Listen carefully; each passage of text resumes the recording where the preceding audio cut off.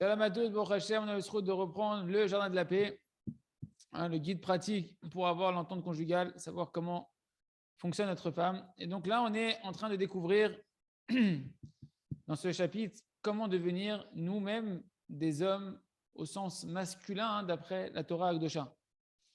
Le Rav me dit, lorsque j'ai vu cette difficulté qu'il y a certaines personnes qui n'arrivaient pas justement à accomplir tous les conseils qui sont marqués dans le livre, eh ben, j'ai vu qu'en réalité, chez ces maris-là, le chemin pour leur faire comprendre le Shalom Bayit, eh ben, j'ai eu une nouvelle lumière, un nouveau conseil à leur donner.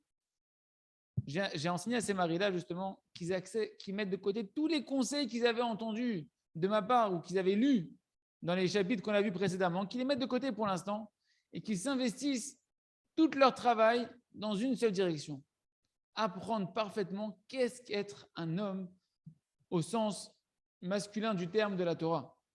Et de se mettre à prier fortement sur cette chose-là, de devenir un zachar, un homme masculin. Et bien évidemment, je leur ai expliqué à chacun qu'est-ce que c'est être un homme. Et Mamash, ce conseil-là, eh ben, il les a aidés et il a fait Mamash des merveilles là où les autres conseils, ils n'avaient pas réussi à pouvoir les aider. Donc on insiste de nouveau en résumé, qu'est-ce que c'est être un homme masculin au nom de la Torah? Zachar, c'est quelqu'un qui va influencer, qui va donner, qui va gâter, qui va pouvoir être capable de comprendre, de renoncer, de pardonner, de pouvoir savoir s'excuser, de ne pas vouloir recevoir des honneurs, de ne pas vouloir recevoir de plaisir de personne et être capable de pouvoir accepter les hontes avec amour, pouvoir recevoir même des accusations, des plaintes et même comprendre quel est le point de vérité dans ces plaintes et ces accusations, pouvoir soutenir tout le monde, aider tout le monde, prendre le joug de son ami sur ses propres épaules, de pouvoir, en résumé, être un homme, c'est ça. C'est-à-dire, sur ça, il va falloir prier, de devenir un homme masculin et non pas être d'une tendance féminine dans son comportement. Et le Rav lui dit, je vous dis à l'avance à tous les maris, sachez clairement que tant que vous n'aurez pas cette sensation profonde que vous voulez que donner, que réjouir votre femme et ceux qui vous entourent, et que vous n'avez pas compris, tant qu'on n'aura pas compris que c'est véritablement ça notre nature en tant qu'homme qu'Hachem nous a créé, alors tous les conseils qui sont marqués dans ce livre-là, ils seront toujours trop lourds à porter parce que tu te diras toujours, c'est pas ma nature, tu n'as pas compris c'est quoi ta nature. Donc tu penses que tu vas, quelque chose qui, pour toi c'est surnaturel, et tu feras que te plaindre et pleurnicher parce que tu es encore en réalité dans une dimension dans ta tête d'une nature féminine. Et le Rav me dit, il y a plusieurs maris qui sont venus me voir et j'ai vu qu'il n'y avait aucun conseil qui pouvait les aider. Tellement ils étaient tombés dans cette dimension féminine de la vision des choses. Et du coup, je leur ai dit, il va falloir que tu te mettes à prier et à demander à Kadosh Baruch Hu de devenir un homme, masculin. Et ça, Baruch Hashem, ça a aidé.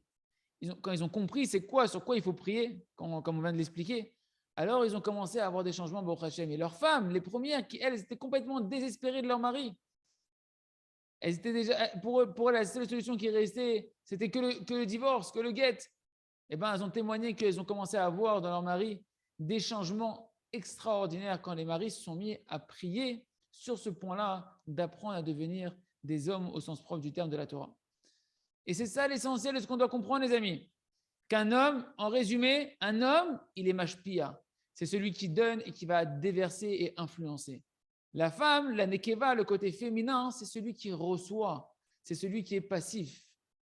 Et ça, c'est une loi immuable de la création du monde, dans le sens comment Hachem a créé le masculin et le féminin.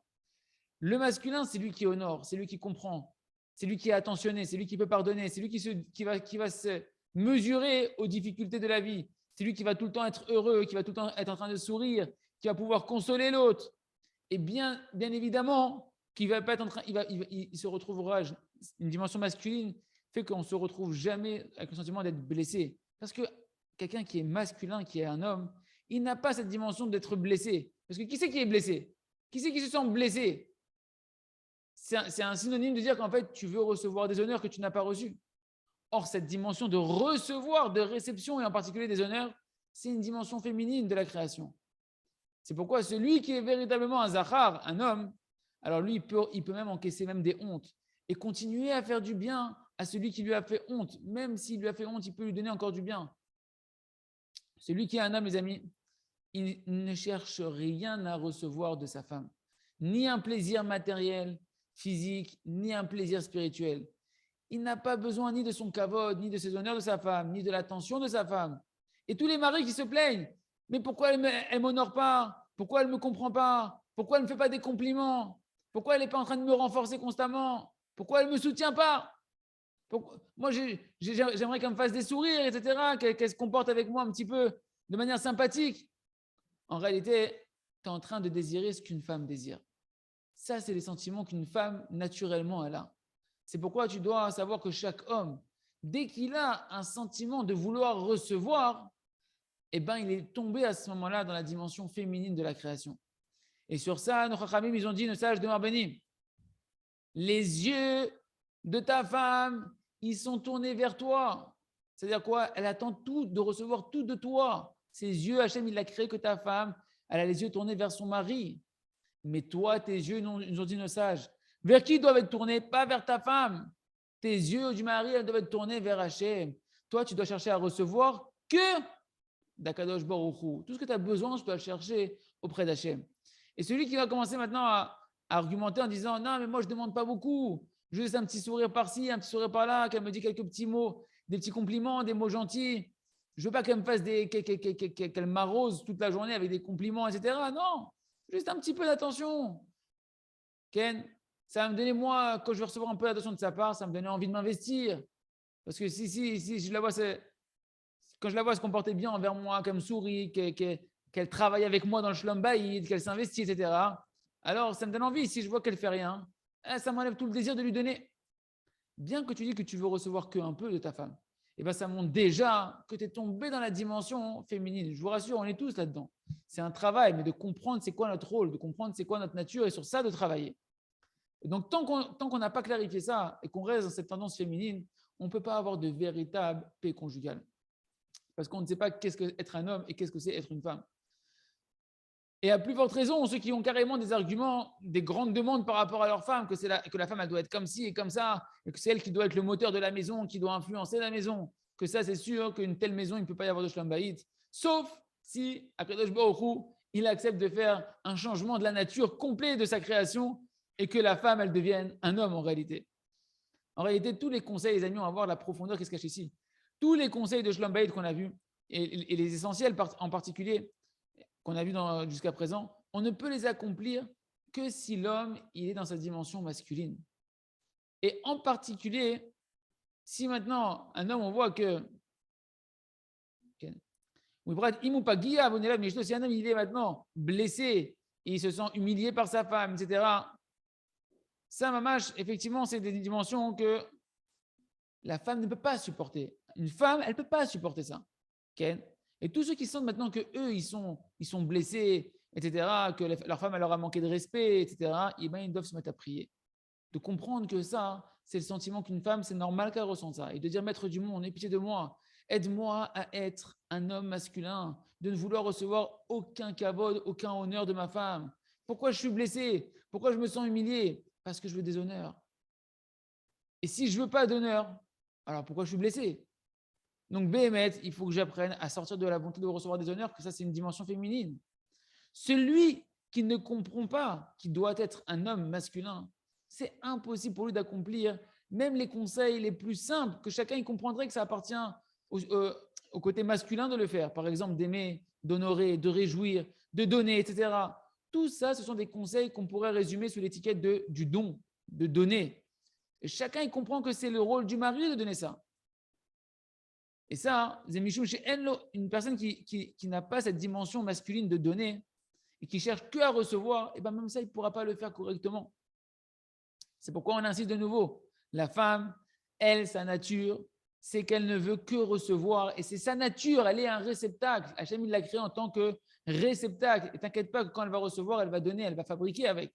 Mais de comprendre que sa nature, c'est de vouloir recevoir. Et tu ne peux pas lui changer sa nature. sauf si tu amènes un prophète ou un tzaddik qui est du niveau de Moshe Rabbeinu, que lui, il peut faire des miracles surnaturels et qui va décréter sur elle qu'elle devienne masculine, qu'elle ne demande rien, qu'elle espère rien de son mari, qu'elle ne se plaint pas de son mari, qu'elle ne demande rien du tout, qu'elle lui exige rien, qu'elle n'ait plus besoin d'attention de son mari, qu'elle n'attende pas de lui de l'amour ni de la chaleur, qu'elle n'attend pas des mots de kavod, d'honneur, etc. Mais Kitsour, en fait, il faudrait que tu lui changes complètement sa nature. Et a priori, si tu changes sa nature complètement, elle ne t'amènera pas d'enfant non plus, parce que ce ne sera plus une femme.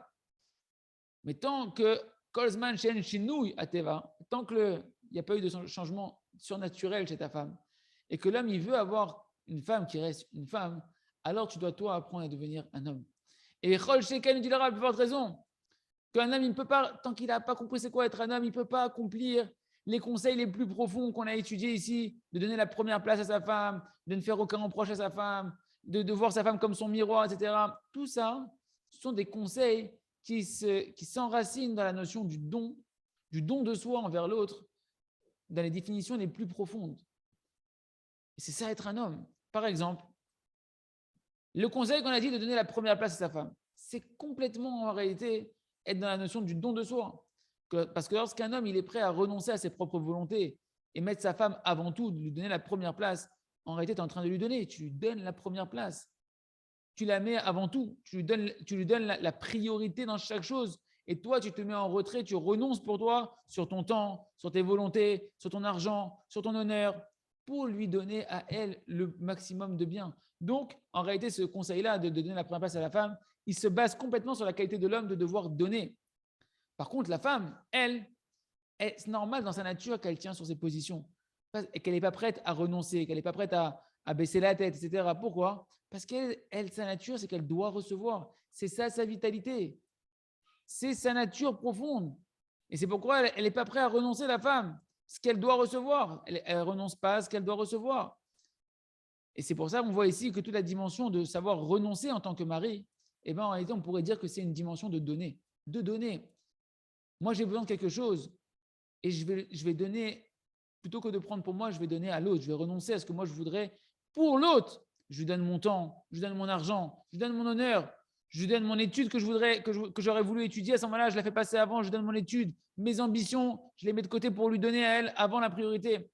Et en réalité, je suis en train de lui dire quoi? Tu es avant moi. Tu reçois avant moi tout. Je veux d'abord que toi, tu reçois. Pourquoi? Parce que moi, je ne veux que te donner tout ce que je peux te donner, je veux te donner. Chez l'Ariakol et Fanaï, je veux que chez toi, tout passe avant. Et c'est ça, être un homme, les amis. Un autre exemple, là, on a vu l'exemple de donner la priorité à sa femme, de donner la première place à sa femme. L'exemple, tout le conseil qu'on a vu de ne pas faire de reproches, interdit de faire la critique à sa femme. Et bien aussi, en réalité, ça s'imprègne dans le don du mari envers sa femme. C'est la dimension de donner, la dimension masculine. Pourquoi? Parce que lorsqu'un mari, maintenant, il ne veut que donner, il veut être un bon mari et faire que donner, alors il sait très bien que si l'ami fait des reproches à sa femme, il est en train de prendre au lieu de donner. Tu prends quoi? Tu lui prends son honneur. Tu es en train de lui prendre son honneur. Son honneur. Or, on a dit que l'honneur de la femme, pour elle, c'est tout, c'est ce qui est le plus important. Et que toute sa vitalité et toute sa joie, elle provient de son honneur. Alors, si tu es vraiment un homme qui veut donner, c'est sûr que tu ne feras pas une critique où tu vas prendre à ta femme son honneur. Et c'est ça ton don que tu es en train de faire à ta femme. Tu lui donnes l'honneur. Tu l'honores à ce moment-là. Et même si des fois, ça doit te prendre beaucoup pour donner de l'honneur à ta femme, eh ben, qu'un homme il doit être prêt à outrepasser ses sentiments, il doit être prêt à renoncer, à pardonner, etc. C'est pas grave parce que je suis là pour donner. Parce que celui qui est un homme masculin, il sait, moi je suis mashpia, moi je donne, mon rôle c'est de donner ma nature et j'ai les forces pour ça et je prends du plaisir dans ça. Hachem va donner un plaisir extraordinaire d'être celui qui donne. Et moi je veux pouvoir influencer et déverser sur ma femme, lui donner le maximum d'honneur que je peux lui donner. Et ce n'est pas le chemin d'honorer et de donner des honneurs quand je fais des reproches. C'est tout le contraire. Mes critiques, c'est tout le contraire de donner des honneurs. Et en plus, il sait très bien que vu que c'est un homme, il ne veut aucun kavod en retour du kavod qu'il a donné. Un homme qui donne, il ne cherche pas à recevoir en retour. Je donne des honneurs. Je n'attends pas que ma femme, elle m'honore pour autant en retour. Parce que ma vitalité, elle ne provient pas de fait en tant qu'homme, elle ne provient pas du fait de recevoir. Ma vitalité, elle provient, mon plaisir, il provient du fait que je donne. Par contre, celui qui est tombé du côté de l'aspect féminin, alors lui, oui, il va attendre quand il donne en retour de recevoir un retour de manivelle. Il veut recevoir lui aussi du kavod. J'ai donné, je veux recevoir. Je veux que ma femme elle m'honore, etc. Pourquoi? Pourquoi? Il se dit quoi lui? Elle me fait des reproches. Et moi, c'est interdit de lui faire des reproches. Pourquoi? C'est une injustice. Parce que cette personne-là est encore dans cette dimension de vouloir recevoir. Et c'est la dimension féminine. C'est pour ça qu'il faut beaucoup prier pour devenir un homme au sens propre du terme. Vod et Shaddad nous avait encore lieu de savoir que de faire des reproches, et il y a une autre dimension très importante, c'est que de faire des reproches, ça reflète le fait qu'on manque de Emouna, qu'on manque de foi en Hachem, qu'on est dans l'hérésie, que comme si que toi, tu pouvais avec ta propre force, par tes reproches tout seul, faire changer les choses. Parce que chaque reproche, en fait, c'est que tu veux changer la situation, pas avec la parole d'Hachem, pas quand Hachem, il désire que ça va changer, que Hachem, en fait, il veut que ça change en fonction de quand tu vas faire ton travail. Et toi, tu es en train de dire non, peu importe mon travail, peu importe que quand Hachem il leur a décidé que c'est le moment de faire changer la situation. Non, moi, je veux changer les choses avec ma force, avec ma parole, avec mes critiques, etc. Mais un homme qui vit avec la Emouna, alors il va se comporter dans sa maison sans aucune utilisation du principe de c'est ma force qui contrôle les choses. Parce que lui, il sait, la Emouna, à la fois, c'est la prière. Et tout ce que je veux changer, je vais prier pour ça auprès d'Akadosh Baruch Hu. Et le changement concret, il va se passer quand Akadosh Baruch Hu leur a décidé que c'est le moment de faire changer les choses dans ma maison. Autre exemple, l'exemple du miroir. Qu'on a dit que la femme, c'est le miroir de l'homme, de l'intériorité de l'homme, qu'elle reflète ce que tu es à l'intérieur de toi. Eh bien, c'est mamash, la notion de donner dans le sens le plus profond du terme. Pourquoi? Parce que celui qui est un homme, alors il sait que sa femme, véritablement, elle n'est que son reflet, son miroir. Pourquoi? Parce que, encore une fois, on a dit que la femme, toute sa nature, c'est qu'elle reçoit du mari, elle reçoit du masculin, le féminin, et le réceptacle du masculin qui lui va donner. Donc en réalité, le raisonnement, il est le suivant, tout son comportement à ma femme, tous ses traits de caractère, eh ben, ça provient de ce que le mari, de ce que l'homme, de ce que le masculin, il va lui apporter, ce qu'il va lui donner, ce qu'il va lui déverser. Comme l'exemple qu'on avait donné à plusieurs reprises de la lune qui ne reçoit sa lumière que de ce que le soleil lui a envoyé. Et celui qui a bien compris ça, alors il sait que véritablement, tout va changer en fonction de mon travail à moi tout seul. Et je sais très bien maintenant que si ma femme, elle est mon miroir, il n'y a pas lieu de faire des critiques pour essayer de la changer par des paroles ou par des cris, des menaces ou par tout autre stratagème. Le seul conseil qui me reste à faire, c'est que je me change à moi. C'est moi le soleil, c'est moi qui donne la lumière. En fonction de ce que j'ai vu, que j'ai besoin de changer par rapport au miroir, qui est ma femme, les défauts que je vois chez ma femme, les choses que je vois qu'il faut améliorer chez ma femme. Je sais que là-bas, je dois me renforcer et éclairer ma femme. Et il sait, moi, je suis un homme, je suis un guéver, je suis un homme. Moi, je fais tchouva, je me repentis, je me répare. Et tout ce que je vois qui doit être arrangé chez ma femme, eh ben, je vais me réparer dessus. Et automatiquement, quand je me serai arrangé, mon reflet va s'arranger. Et ma femme, quand j'aurai corrigé mes actions, elle corrigera aussi les siennes. Et pour concrétiser ça, on verra une histoire d'Hachem qu'on verra demain, merci Hachem. Mais voilà, le conseil qui ressort d'ici, les amis, c'est de se mettre à prier, de reprendre point par point ce qu'on a étudié ici et de demander à Kadosh Baruch Hu de bien comprendre qu'un homme, c'est celui qui donne, qu'on ne doit jamais dans le sentiment de vouloir recevoir quelque chose et que dès qu'on aura compris ça, alors tout deviendra clair. Il va falloir prier bien point par point sur chaque conseil qu'on aura étudié. Et à ce moment-là, Hachem, tout deviendra beaucoup plus facile parce qu'on aura compris que c'est notre nature et qu'on a les forces pour ça, Hachem. Chazak, Venit Chazek.